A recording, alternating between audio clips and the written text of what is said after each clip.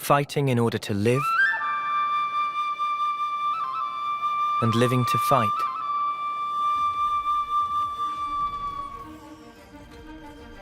That's the way of our world.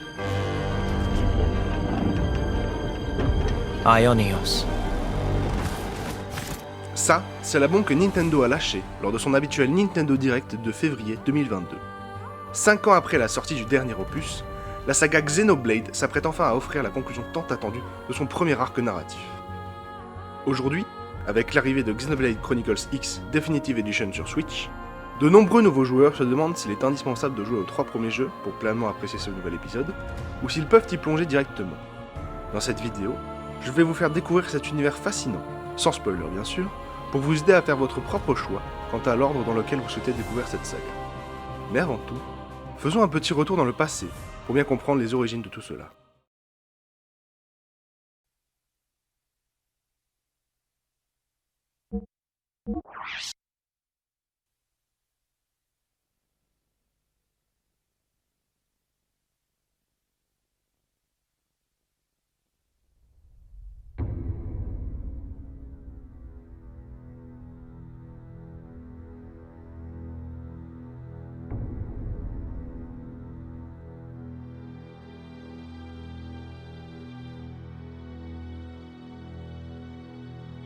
Dans les années 90, Squaresoft se lance dans le développement de la nouvelle itération de sa franchise phare, Final Fantasy VII. Forts de leur crédibilité grandissante, Tetsuya Takahashi et Kaori Tanaka, rejoints plus tard par Tetsuya Nomura, soumettront un scénario pour le jeu. Seulement, celui-ci sera rejeté, jugé trop sombre. Tandis que Nomura reste travailler sur Final Fantasy VII, Takahashi et Tanaka se voient offrir par Hironobu Sakaguchi, le directeur de la série, la possibilité de concrétiser leur vision à travers un tout nouveau projet. D'abord connu sous le nom de Chrono Trigger 2, c'est finalement Xenogears qui sortira en 1998. Leur ambition, une saga s'étendant sur 15 000 ans, divisée en plusieurs actes et chapitres, explorant des thèmes religieux et philosophiques. Malgré son inexpérience et la complexité du projet, Takahashi parvient tout de même à mener le projet à son terme. En découle un jeu se démarquant par une narration profonde et inédite, captivant encore aujourd'hui une communauté de fans par sa richesse thématique. Toutefois, Xenogears laisse un goût d'inachevé. La seconde moitié du jeu se résume à du texte défilant sur un écran noir, entrecoupé de quelques combats de boss. Une preuve des limites rencontrées par ses créateurs et les contraintes de l'époque. Ainsi, malgré des critiques positives et des ventes avoisinant les 900 000 unités, les priorités de Square sont tournées vers l'hégémonie Final Fantasy, reléguant une éventuelle suite de Xenogears aux oubliettes. Après cette déception, le couple décide de quitter le futur Square Enix pour créer son propre studio, Monolith Soft.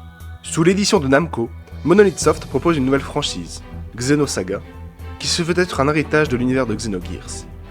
Dès le départ, le studio annonce son ambition de créer une grande histoire en 5 épisodes. Cependant, des problèmes de droit empêchent une véritable convergence entre les deux séries, ne permettant que quelques clins d'œil. Pour couronner le tout, des ventes limitées contraignent Takahashi à conclure son histoire en 3 jeux seulement. Cette seconde déconvenue mènera petit à petit au rachat du studio par Nintendo en 2007, qui cherche alors à enrichir son catalogue RPG pour la Wii. Cette fois, aucune promesse d'univers étendu, et c'est à l'E3 2009 que le public découvre Monado, Beginning of the World.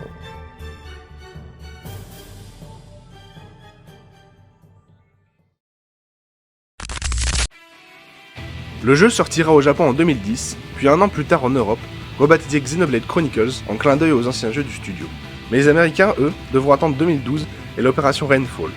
Cette campagne, menée par des fans, avait pour objectif de convaincre Nintendo of America de localiser 3 RPG japonais sur la Nintendo Wii, Xenoblade Chronicles, Pandora's Tower et The Last Story. Comme mentionné dans cette introduction, la saga Xenoblade représente en réalité la 3e tentative de Nomura et de sa femme de créer et de raconter leur propre univers. Aujourd'hui, la série Xenoblade, c'est 4 jeux. Xenoblade Chronicles 1, X, 2 et 3, sortis entre 2010 et 2022. À cela s'ajoute un DLC narratif majeur pour chaque jeu, ainsi qu'un remaster du premier opus lancé en 2020, et celui qui nous intéresse plus particulièrement, celui de X, prévu pour cette année. L'intégralité de la série sera donc bientôt entièrement disponible sur Switch. Show me why you're here in this world!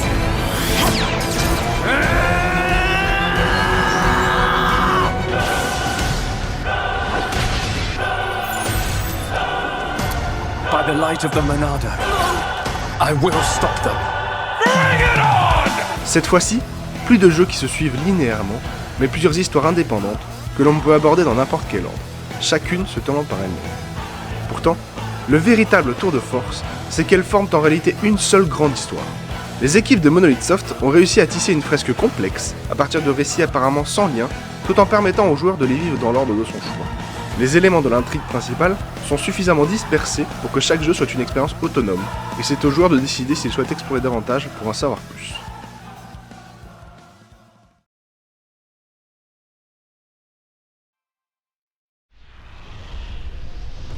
Long ago, two great titans came into existence. The Bionis and the Mechonis. The titans were locked in a timeless battle.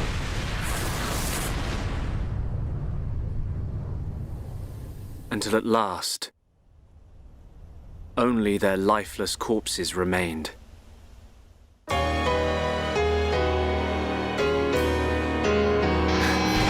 Ainsi commence notre histoire. Deux titans, endormis depuis des millénaires, ont vu la vie se développer sur eux. La vie biologique sur Bionis et la vie mécanique sur Mechonis. Ces deux civilisations diamétralement opposées sont en guerre depuis des temps immémoriaux, une rivalité si ancienne qu'elle dépasse la mémoire des Homs. Les Mechons, redoutables créatures mécaniques, sont quasiment invulnérables aux armes ordinaires. Si celles-ci peuvent les endommager, elles ne suffisent pas à les anéantir. Une seule arme en a le pouvoir, la légendaire Monado, une épée mythique, conférant à son porteur un statut de héros. Ce héros, Dunban, s'est illustré lors de la dernière grande bataille contre les Mechons, mais ce triomphe lui a coûté l'usage de son bras, rongé par la puissance de la Monado. Shulk, le protagoniste de cette histoire, n'est alors qu'un jeune chercheur passionné, s'efforçant de percer les mystères de cette étrange épée. Il passe ses journées avec Rein, membre des forces de défense, et Fiora, la petite sœur de Dunban. Ce n'est que lors d'une attaque de Mechon sur la colonie 9 que Dunban, toujours affaibli de la bataille d'il y a un an, ne peut que regarder Shulk devenir le nouveau maître de la Monado. C'est donc accompagné de ses deux amis que Shulk quitte la colonie, déterminé à trouver un moyen d'éliminer la menace des Mechons. Mais rapidement, sa quête va dépasser largement ce simple objectif. It's not me. It's the power of the Monado. And so it begins. The resurrection of the Bionis. I've been waiting for you, Monado boy.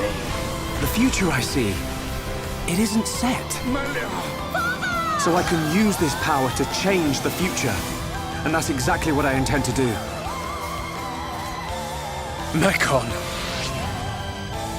It's not over. The people of Bionis will never let you triumph.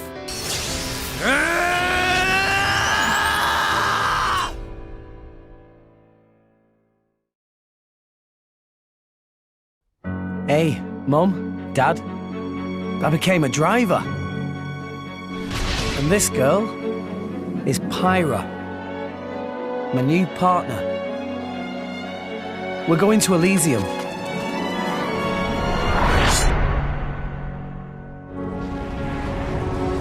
The fate of an Aegis never changes. And you're going to get Rex mixed up in this? No matter how hard you tried, that boy would find some way to get involved. Dans ce second opus, nous retrouvons à nouveau un monde peuplé de titans. Ces créatures gigantesques, bien vivantes cette fois-ci, cohabitent avec les humains qui se sont établis sur leur corps. Cependant, une guerre ayant éclaté 500 ans plus tôt a considérablement réduit leur nombre. Aujourd'hui, les titans survivants dépérissent progressivement, menaçant les territoires sur lesquels les nations reposent. Ce déclin pousse les peuples à s'affronter pour le contrôle des rares jeunes titans encore en vie, exacerbant les tensions entre nations. The core crystal turned into a weapon. That is how blades are born. Les lames naissent d'un cristal cœur après qu'un être qualifié ait réagi avec, devenant ainsi le pilote de cette lame. Chaque pilote peut se lier à plusieurs lames, ce qui vous amènera au cours du jeu à réveiller de nombreux cristaux pour obtenir les lames les plus puissantes. Les lames sont donc intimement liées à leur pilote, si bien que s'il venait à mourir, la lame retournerait à son cristal et oublierait l'entièreté de ses souvenirs dans l'attente de son prochain éveil. L'histoire suit Rex, un jeune récupérateur âgé d'une quinzaine d'années, qui va découvrir l'Aegis au fond d'une épave. L'Aegis, ou Pyra, se distingue par son cristal cœur couleur émeraude et est réputée pour être la plus puissante des lames, ayant disparu depuis 500 ans. Toujours en vie malgré la mort de son premier pilote, Pyra accompagne Rex dans sa quête de l'Elysium, une terre d'abondance située, selon les légendes, au sommet de l'Arbre-Monde, et où elle espère rencontrer l'architecte, son père et créateur de ce monde. Cependant, un si grand pouvoir attire les convoitises, et certaines entités sont prêtes à tout pour mettre la main sur l'Aegis, quitte à éliminer son nouveau pilote. You're gonna pay for this! This is not good! Why won't you guys leave Pyra alone? Nia!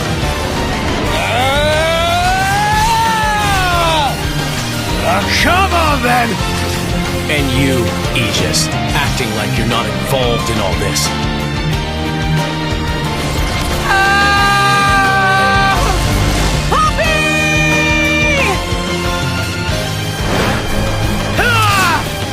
You will never take her!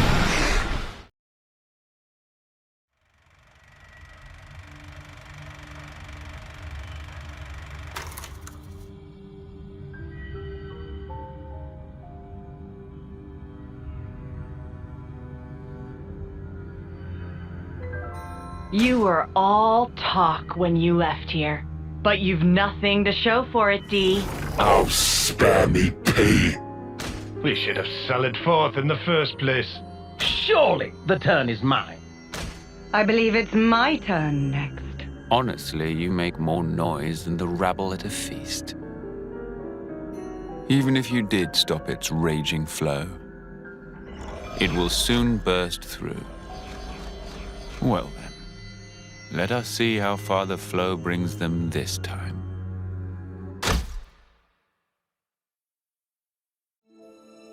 Fine for you, isn't it? All that time you've got. You still have 2 months left. It's 2 months. Might as well be nothing. Before I know it, it'll be time. We each have a lifespan of 10 years, and over the course of those 10 years, we fight continually. Things will get tough. You have a whole host of things to go through as you head into the future. Make friends. Keep them close to you, always. I'll keep going, while my flame still flickers. Dans ce monde, fracturé par le conflit, nous suivons Noah, Lance et Yuni, 3 soldats de Keves de la colonie 9, vivant leur 9e période. Ici, les soldats naissent avec un corps d'enfant de 10 ans et peuvent espérer en vivre autant. Dès leur naissance, ils sont formés, conditionnés, puis envoyés sur le champ de bataille pour mener une guerre dont plus personne ne se souvient de l'origine.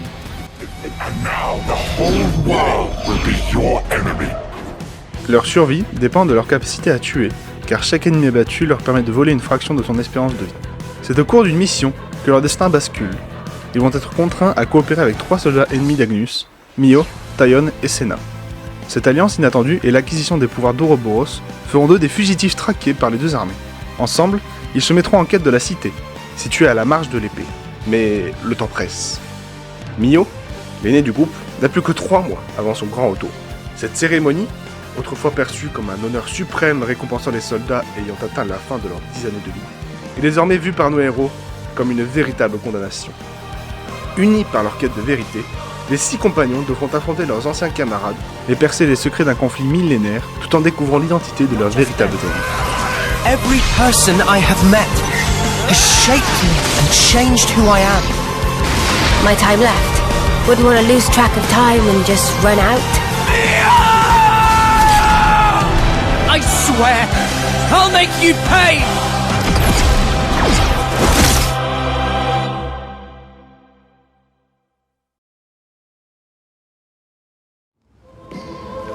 July 2054 AD.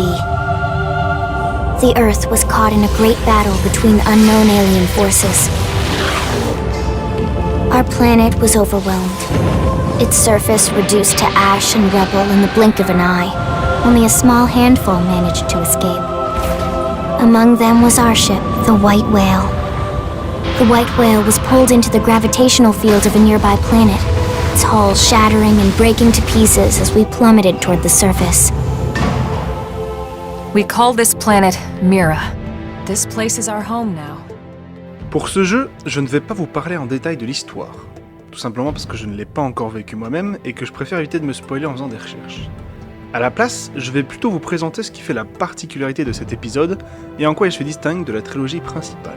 Ce 4e opus se démarque sur plusieurs aspects majeurs, sa structure, son approche narrative et sa bande-son. Contrairement aux autres jeux de la série où l'histoire est le moteur principal, ici c'est l'exploration qui dicte votre progression. L'univers du jeu s'ouvre à vous progressivement, avec des paliers à atteindre qui nécessitent d'explorer la planète et d'accomplir des quêtes annexes. Cette progression est justifiée par le contexte. Vous faites partie des pionniers chargés d'établir une nouvelle colonie sur cette planète hostile.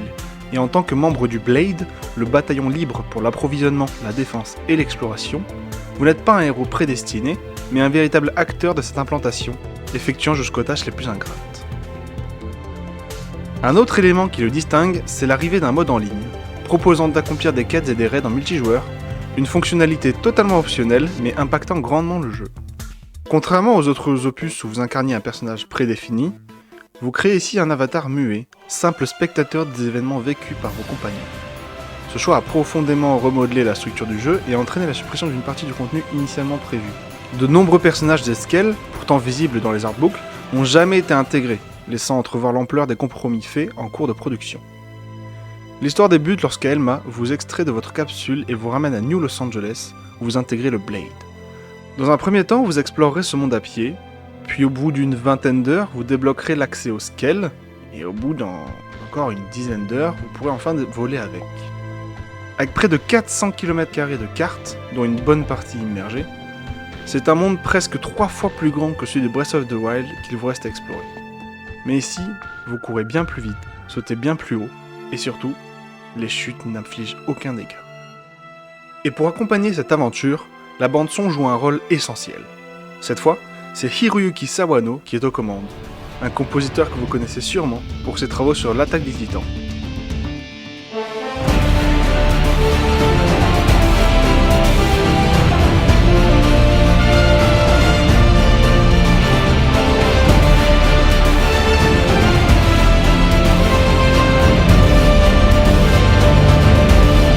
'86.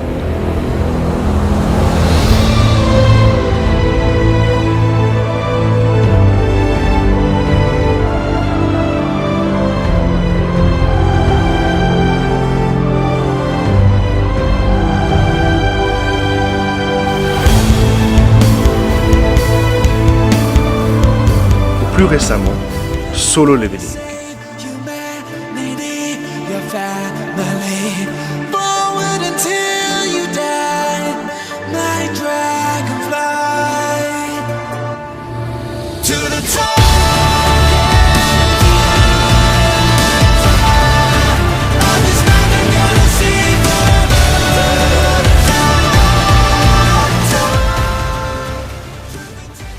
Son style, immédiatement reconnaissable, confère au jeu une identité sonore unique, bien que parfois déroutante, avec certaines compositions au choix parfois surprenants. En somme, cet épisode s'éloigne de la formule classique en mettant l'exploration au cœur du gameplay et en intégrant un aspect multijoueur qui, s'il reste facultatif, a profondément influencé son développement. Un jeu ambitieux, parfois bancal dans ses choix, mais qui propose une expérience comme on en voit rarement.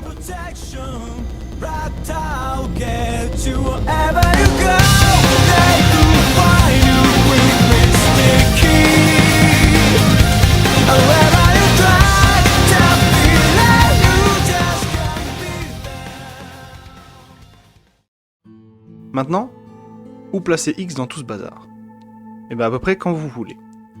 Comme je l'ai dit en début de vidéo, chaque jeu peut se découvrir dans l'ordre qui vous convient.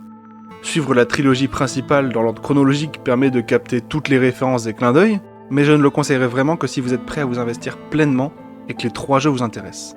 Le premier et le deuxième épisode sont facilement interchangeables.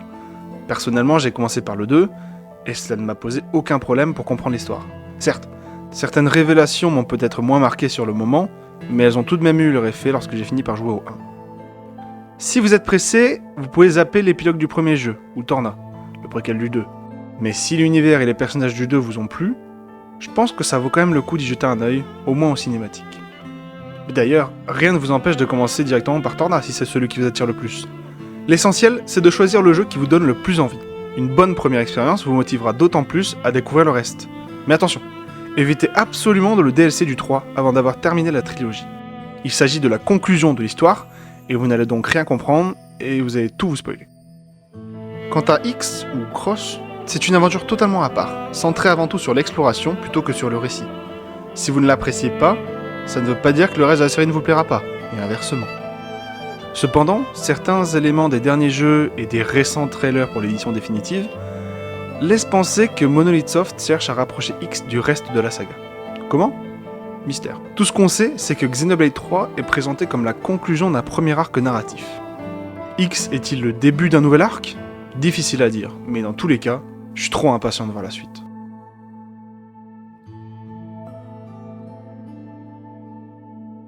Alors, quel Xenoblade vous tente le plus ? Dites-moi en commentaire par où vous comptez commencer. Et si cette vidéo vous a plu, n'hésitez pas à liker et à vous abonner pour plus de contenu. Bye bye!